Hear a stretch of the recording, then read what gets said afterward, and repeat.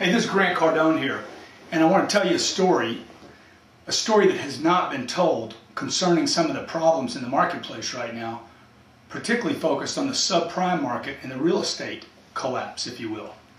And this story hasn't been told, and I've been watching, as many of you know that maybe have followed my career, for the last 12, maybe 13, 14 years now, I've been buying real estate. I've done apartment deals and shopping centers, condo projects. I've built deals out. And, the last 6 months of watching the real estate news and this subprime mess, I have gotten just fed up with hearing people blame the wrong people. See, the newspapers and the TV would tell you today that the problem is Joe Public, or maybe yourself, that went out there and got a loan to buy a house, to acquire the American dream, and that you somehow caused the problem. Or that a bank that gave you a loan was too liberal with the loan and the documentation and the research of that person's income and shouldn't have given that loan. And I want to tell you in this video that the true culprit and the true reason for the real estate problems today and the subprime mess are not Joe Public, the individual American one at a time going out to get a loan and acquire the American dream, nor is it the great American banking institutions that trusted people to fill out the loan documentation correctly. The true culprit, the true person that created this, or group of people, is a handful of criminal, fraudulent, incompetent builders that went to banks fraudulently misrepresenting their financial wherewithal in order to obtain loans.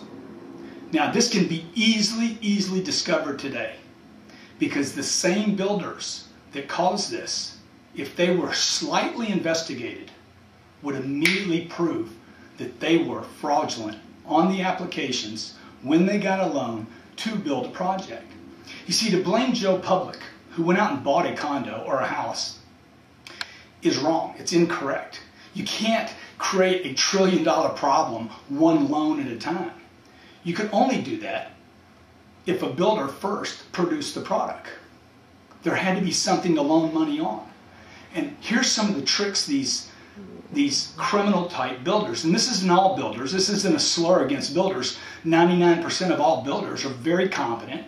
They build good product. They do it right. They go to the bank. They correctly tell people their finances, and they either get the loan or they don't. But there's a handful of guys out there that were allowed to build a lot of product that created an oversupply that then had to be sold. And out ethics created more out ethics.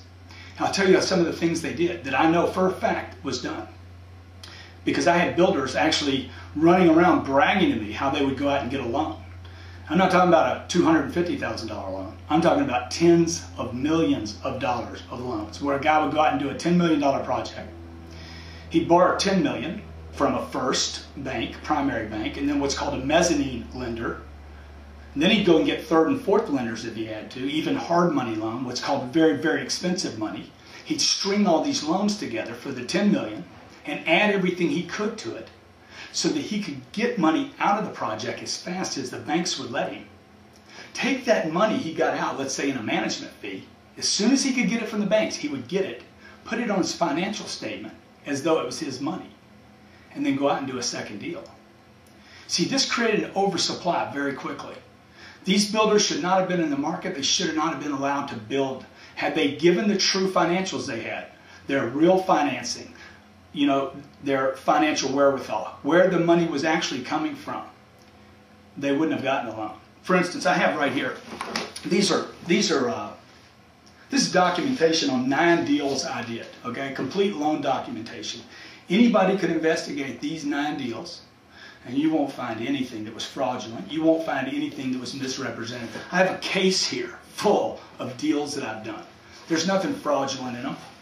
There's no incorrect, false reporting.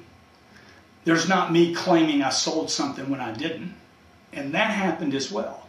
See, where a builder would go out and get 1 or 2 or 3 deals, and it appeared that he was making money, he truly wasn't making money. He wasn't even selling a product. He was making money on getting loans. The builder would go get a loan, get a project going, claim that he was selling inventory. In many cases, it wasn't really sold.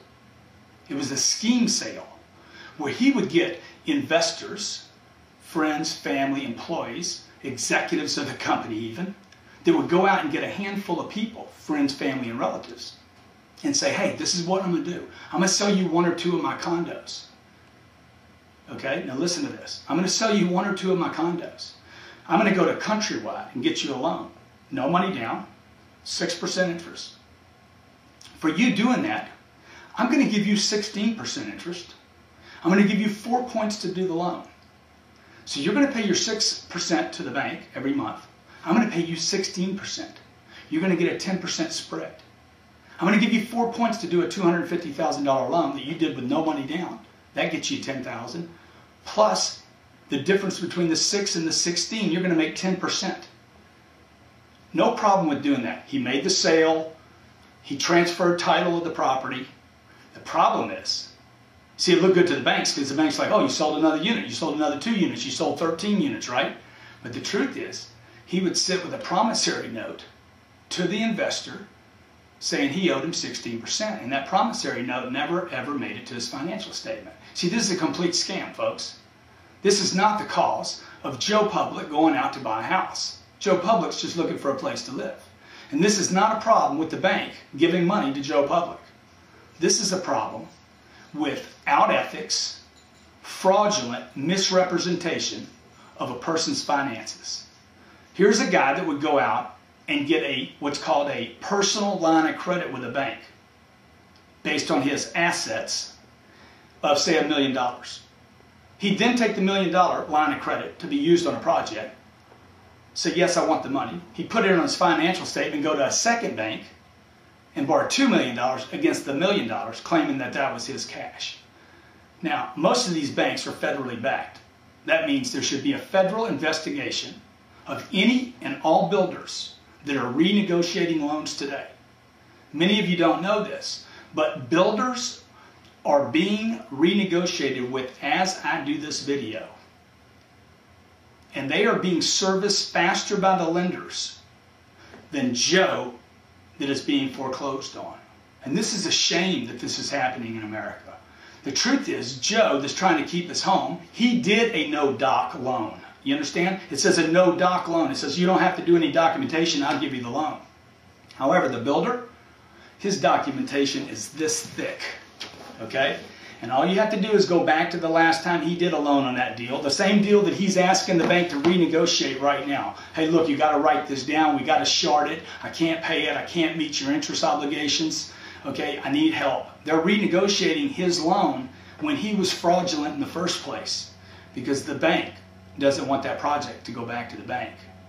So I want this word out. I want the true story of what's happening in housing and the subprime mess. I want the true people that have created and perpetuated this problem to be brought out into the light. The feds should do an investigation. I welcome them to come into my home and look at my documentation, okay, because I have nothing to hide. The builders that will cry about this video are the same builders that have something to hide.